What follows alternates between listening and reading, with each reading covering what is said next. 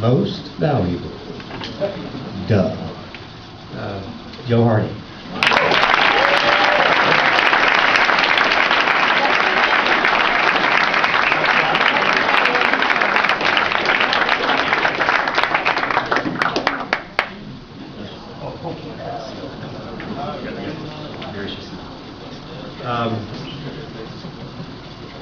What's kind of cool about these awards is that the team voted for them. You had these 4 categories, and the kids have a vote for them. And the voting was interesting. So 70 guys voted, or 60 or something like that, and damn near all of them Joe Hardy from those guys. So I think that's pretty easy to see. And again, he's a humble guy. Fellas, you got to remember that 11 months ago, the guy played basketball, because what the hell is that? 11 months ago, this guy didn't know what he was going to do. And he shows up on the team just to, kind of try it out, see what's going on. And he's 4th and 7th. So, as a sophomore. So, it's been really fun, and thank you for dropping Joe Hardy on.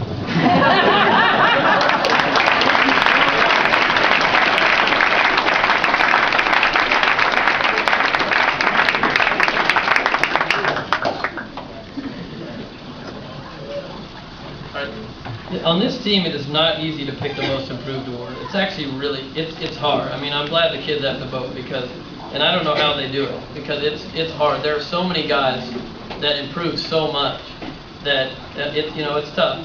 I won most improved twice when I was in high school, and those of you who've been around heard this. It's not that easy to win most improved twice, because you have to really start from way far back, and you can't improve very much your first couple years, and so you win it again. So I don't know, whatever that is. I think I got it in college too, so I don't know when I'm still improving again. So that, I guess, it just tells you keep working hard. Eventually, you're going to at least get most improved.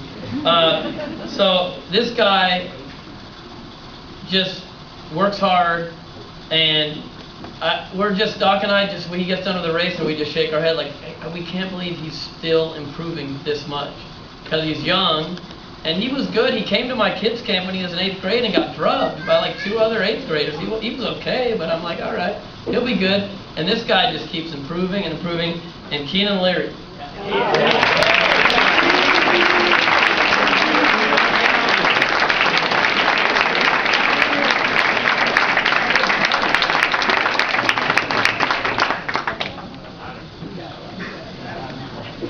Yeah, he started the year, what was your PR? From last year. So he ran 18:16, and he ran like 18:30, I think, last year, right before the end. He's like, I'm going to give a shot at breaking 18, and he took a shot at it and ran 18:16, which was great. And then this year you ran what at state? 16:30. Wow. So that's huge.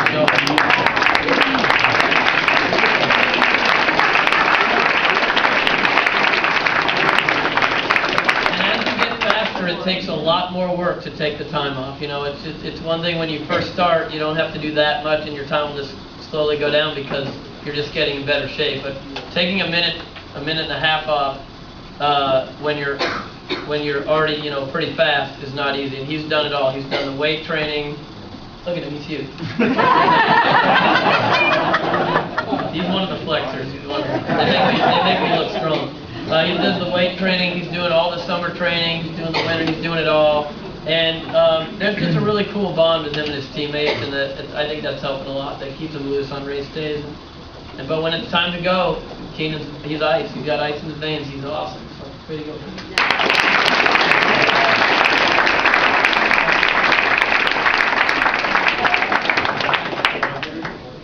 So most inspirational was Keenan Piper.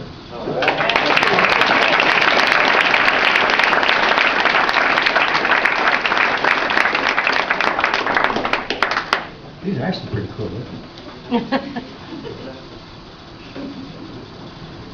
I suspect that even without Keenan's injury to his foot that led to 6 weeks of cross-training, that he would have gotten this award. But the effort that he had to put forth, training by himself twice a day, There were, get this, 2-hour workouts in the pool on occasion. I can't imagine. But he did that. He did all of that. And came back and responded and did as well as he did in the last few weeks of the year. Looking great doing it, finally coming on. Keenan's a diesel engine. He's an aerobic beast is what that means. And once he gets wound up and gets rolling, you don't want to be anywhere around a guy with about a mile to go because he is going to grind you up. And that's what he's got. We need to work on the speed a little bit, but whatever. So the inspirational part of this, he is such a team guy. He is so inclusive. He's just a fun guy to be around. He's going to be running for governor someday. I don't know. And he just exudes that. Now he gets a little crazy right before race time. I mean, we kind of have to isolate him a little bit because he's kind of bouncing off the walls. But that can be inspirational to some people. So, but Keenan absolutely is well deserving of this award, and this team would be not the same without Keenan Piper.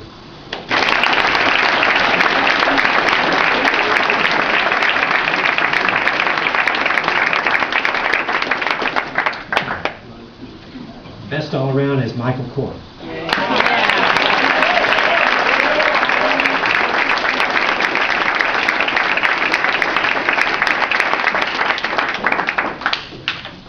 Swag.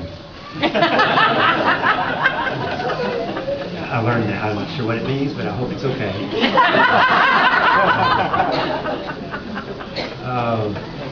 Michael has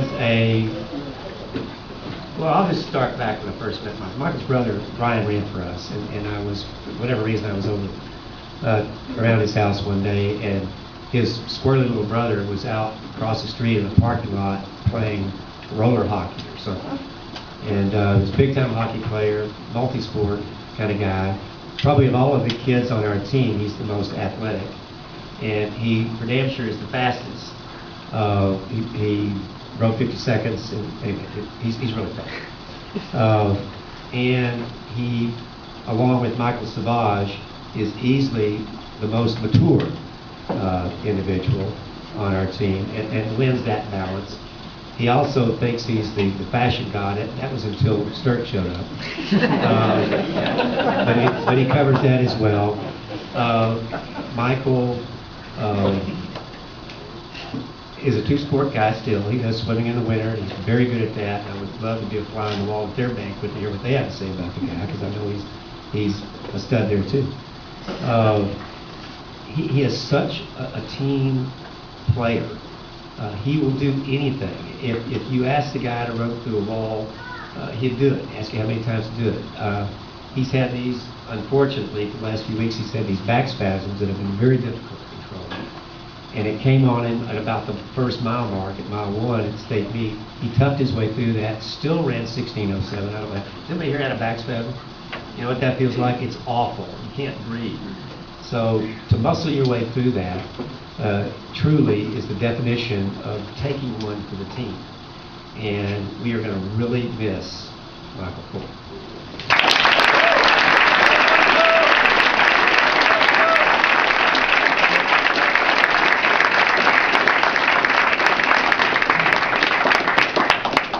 It's traditional at this point to have a little slideshow, and Ben's already mentioned it, so... Oh, never mind. Hang on.